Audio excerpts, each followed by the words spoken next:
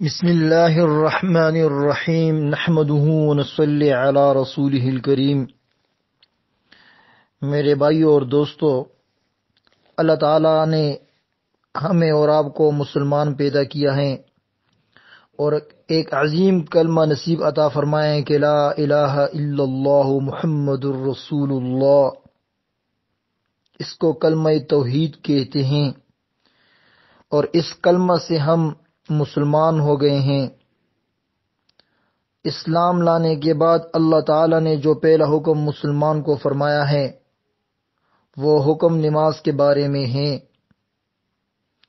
جو شخص نماز پڑھے پھر اللہ تعالیٰ سے دعا مانگے، اللہ تعالیٰ فرماتے ہیں کہ مجھے ان سے حیا آتی ہے کہ اگر میں ان کی دعا قبول نہ کروں کہ اس نے میرے لیے سجدہ لگایا اور اب یہ مجھ سے دعا مانگے اور میں ان کی دعا کو قبول نہ کروں تو یقیناً مجھے حیا آتی ہے۔ نماز مومن کی قربانی ہے۔ بندہ جب نماز کے لیے کھڑا ہوتا ہے تو ان کو ان کی گناہ لائی جاتی ہیں اور ان کی کندھوں پر اور پیٹھ پر ڈالی جاتی ہے۔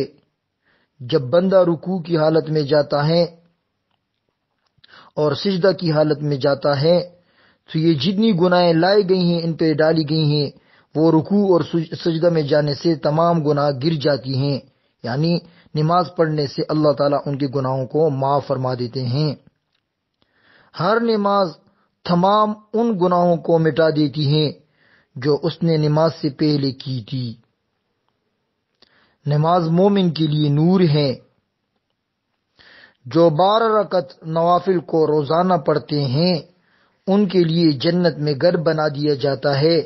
صبح کی نماز سے پہلے 2 رکعت، ظہر کی نماز سے 4 رکعت اور فرض نماز کے بعد 2 رکعت، تو 6 رکعت یہ ہو گئے، 2 صبح کے اور یہ 8 ہو گئے۔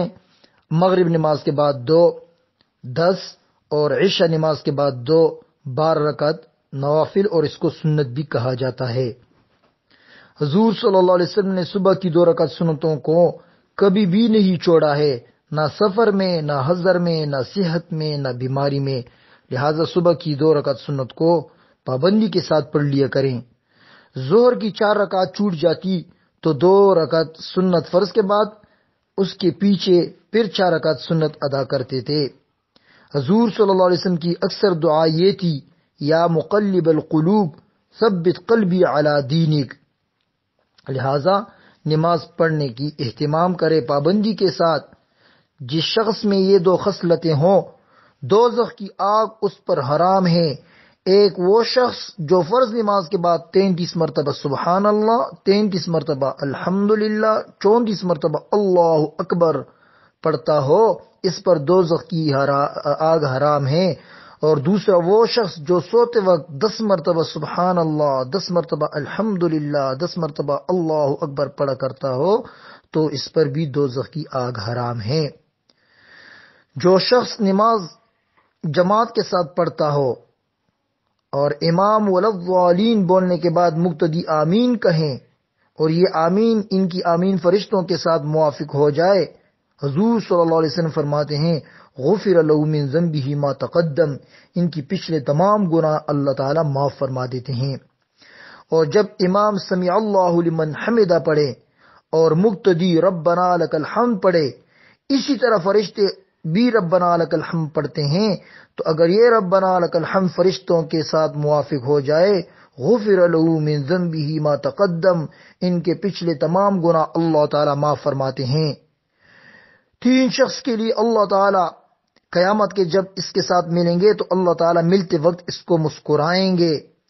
ایک وہ شخص ہے جو رات کو نیند سے جاگے اور نماز پڑھے، اللہ تعالیٰ قیامت کے دن اس کے ساتھ ایسے ملیں گے کہ اللہ تعالیٰ اس کو مسکراتے ہوں گے۔ اور دوسرا وہ شخص جب قوم نماز کی صفیں بنائیں اور یہ بھی اس صف میں شریک ہوں تو یہ صفیں جب بنائی جاتی ہیں ان لوگوں کے ساتھ بھی قیامت کے دن اللہ تعالیٰ ملتے وقت مسکرائیں گے۔ اور ایک وہ قوم جب جہاد کے لیے صفیں بنائیں تو ان لوگوں کے ساتھ بھی اللہ تعالیٰ ملتے وقت مسکرائیں گے۔ 3 آدمیوں کو اللہ تعالیٰ ابلیس اور اس کے لشکر سے محفوظ رکھیں گے۔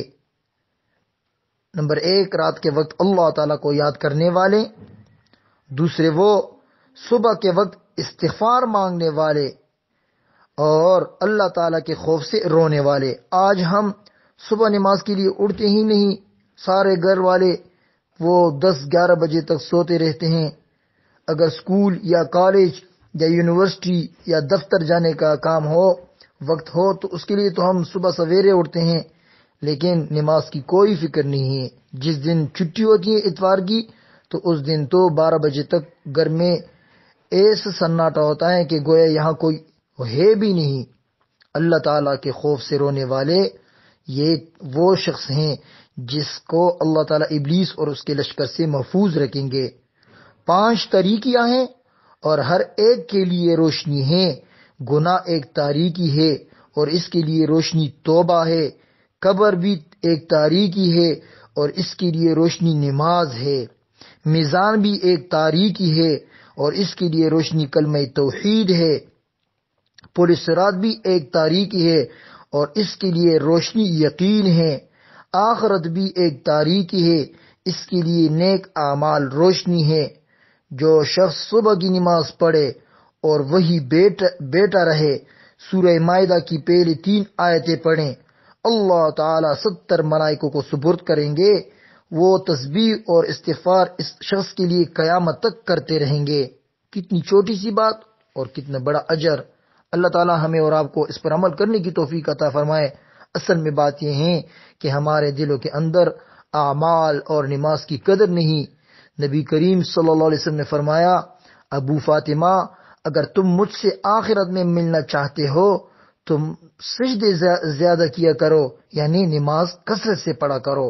جو شخص نماز یعنی نوافل اور فرائض پڑھتے ہیں، یہ قیامت کے دن حضور صلی اللہ علیہ وسلم کے ساتھ ضرور ملے گا، کیونکہ حضور صلی اللہ علیہ وسلم فرماتے ہیں کہ اگر میرے ساتھ آخرت میں ملنا چاہتے ہو تو سجدے زیادہ کیا کرو۔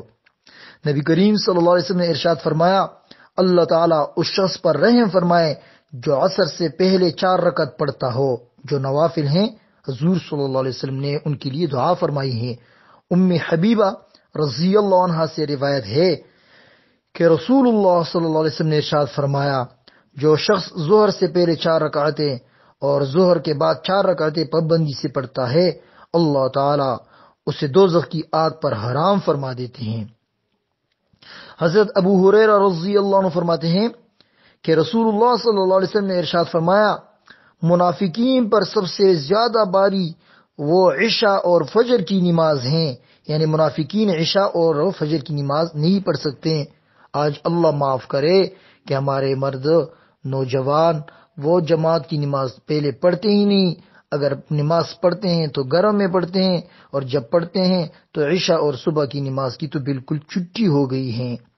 ظہر کی نماز کے لیے دوپہر کی گرمی چل کر مسجد جانے کی فضیلت معلوم ہو جاتی ہے تو وہ ظہر کی نماز کے لیے دوڑتے ہوئے جاتے ہیں، اور اگر عشاء اور فجر نمازوں کی فضیلت معلوم ہو جاتی تو وہ ان نمازوں کے لیے مسجد جاتے، چاہے کسی بیماری کی وجہ سے گھسیٹ کر ہی جانا پڑتا۔ لیکن افسوس، ہمیں ان نمازوں کی فضیلت کا پتہ نہیں اور اس کی قدر کا پتہ نہیں۔ حضور صلی اللہ علیہ وسلم نے ارشاد فرمایا، جو شخص اچھی طرح وضو کرتا ہے پھر جمعہ کی نماز کے لیے آتا ہے، خوب دھیان سے خطبہ سنتا ہے اور خطبہ کے دوران خاموش رہتا ہے، تو اس جمعہ سے گزشتہ جمعہ تک اور مزید 3 دن کے گناہ یعنی 10 دن کے گناہ معاف کر دیے جاتے ہیں۔ جس شخص نے کنکریوں کو ہاتھ لگایا یعنی دوران خطبہ ان سے کھیلتا رہا یا ہاتھ یا چٹائی کپڑا وغیرہ سے کھیلتا رہے تو اس نے فضول کام کیا اور اس کی وجہ سے جمعہ کا خاص ثواب ضائع کر دیا۔ جمعہ اس دن کو تمہارے لیے یعنی اس دن کو تمہارے لیے عید کا دن بنایا ہے، لہٰذا اس دن غسل کیا کرو اور مسواک کا اہتمام کرو۔